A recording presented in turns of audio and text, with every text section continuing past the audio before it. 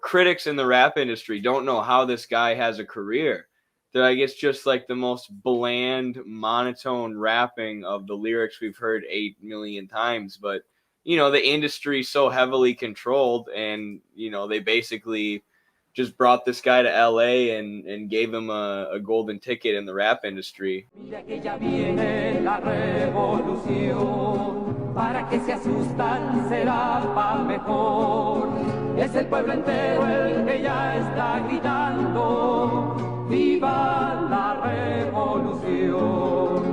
When we talk about propaganda, mind control, it's not just about false information. It's not just about misinformation and disinformation, but it's also about subversion, making you dumber. I remember watching a TV show. I can't remember exactly what show it was, but I always remember this one scene where the parents in the show, they wanted to like watch a movie or something, or do like adult, it wasn't sex, but it was like they wanted to do something that they could only do before they had kids.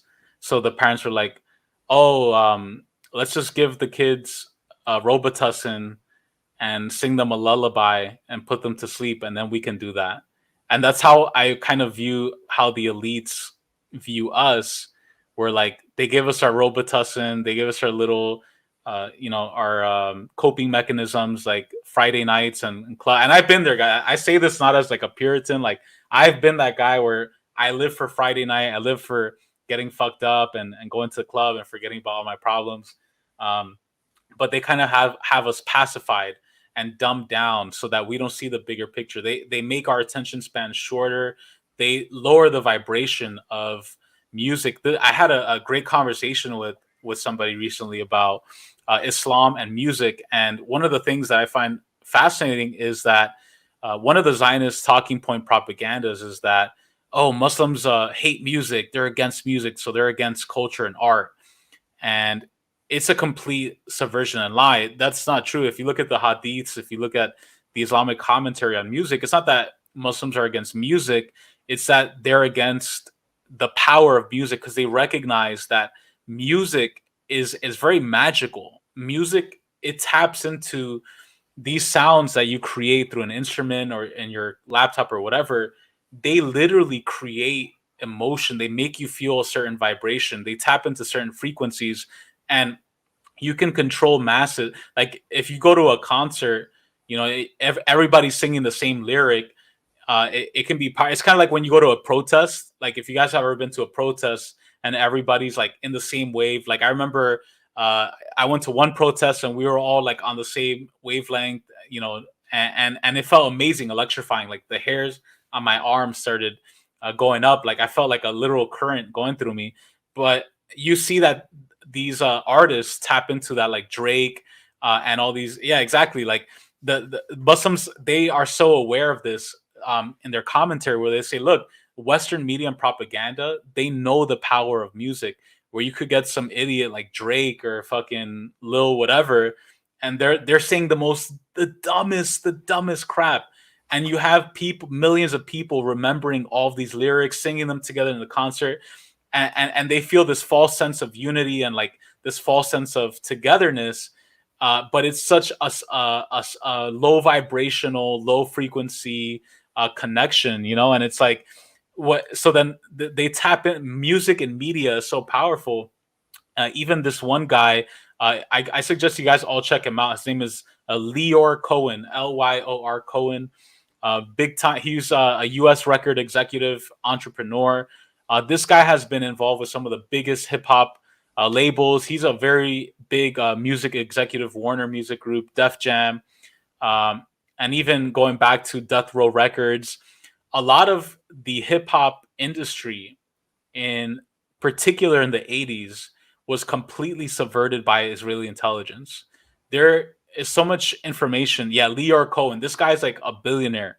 He's like a Zion. So he's like, he doesn't look like he's involved in the hip hop and industry, but he runs a lot of the stuff, and there's all these interviews where rappers who want to be more politically conscious, who want to speak out against capitalism, against all this stuff, where they'll lose their contracts and deals with these record labels, once they start getting to, that's why there's also even an interview with Dead Prez where they talk about Lear Cohen and his control over music industry. And this is one of the methods of manipulation, propaganda, mind control, is subverting the power of music. Even Victor Jara has a beautiful quote about that. Like, music is like a powerful tool, and it can be used to like build like entire revolutions. Have, especially Carlos says, like in Latin America and the Caribbean, like music has played such a role in our revolutions. But now that's why they're putting out people like Bad Bunny. That's why they're putting out people like what's this fucking name? Residente, like these controlled. We're like, oh, he's so woke, he's so but then he's moving people in a such a whack liberal direction. So that's all of this to say that music is one of the core elements of propaganda, mind control, and the elites. Even Tupac himself, there's a Jerry Rubin, I think his name was, who was like an Israeli intelligence asset, and Death Row Records was infiltrated by the FBI and Mossad. Like, that whole Tupac came from a very revolutionary tradition. His mother was a Panther. He was Matulu Shakur, who's an amazing doctor, a communist, a Pan-Africanist from the Bronx, who did acupuncture, promoted clean living and healthy living. He was involved in Tupac's life. Eventually, you had Death Row Records, Suge Knight, all these people who were put in to redirect Tupac back into those songs of like fuck this and bitches and the, and because they kind of, and they promoted drug use, they promoted alcohol. This is all documented. I actually had a conversation with John Potash, the author of Drugs as Weapons Against Us, a great book. Highly suggest you guys check that out. John is a really great guy. It's fascinating, dude. It's everywhere. The music industry is a big part of it too. That's interesting. I saw a video the other day where it was like Tupac before. I think it was making a joke like Tupac before and after having his heart broken, but he was like, women need to be respected. Women do all this domestic labor that they don't get paid for. And, we be calling them bitches and it's disrespectful. And then, it flashes to his music years later. And like you said, he's calling women bitches and talking about having sex with a million girls or whatever, rapper, like mainstream rappers talk about. It's interesting. I also hear people like this rapper I brought up when you were talking, Nav, like critics in the rap industry don't know how this guy has a career.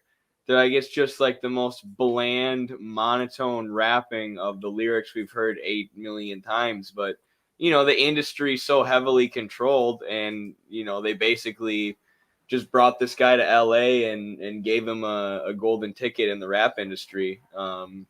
Because he does that kind of bland, stereotypical music that they can play on the radio. But it's interesting to hear the sort of sinister, I don't know, beginnings behind it.